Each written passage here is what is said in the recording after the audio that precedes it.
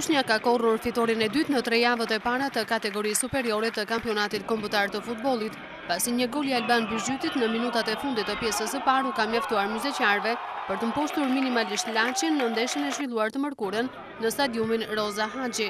Dhe për trajnerin lushnjar Artan Bano, kjo fitore ishte fryti i përgatitjeve të bëra nga skuadra e tij gjatë javës. Futbolli është problem, kur luan mirë një ndeshje ndoshta mund të çdosh, ndeshjen e dytë është problem prapë. Unë kam mendimin se ne kemi kontrolluar më tepër lojën, bë më tepër volum loja, ja arritëm qëllimet.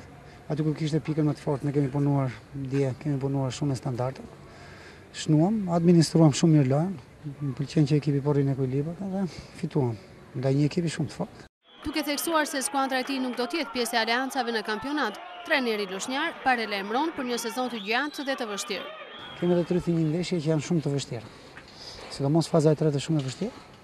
Ne gjithsesi kemi filluar një kampionat të mbarë dhe do ta mbarojmë shumë të mbarë, me shumë seriozitet. Me çfarë lloj rezultati në qytetin tonë do ta pranojmë. Lushnja aktualisht ndan vendin e dytë dhe të tretë me Vllaznin me 6 pikë, një më pak se Teuta kryesuese.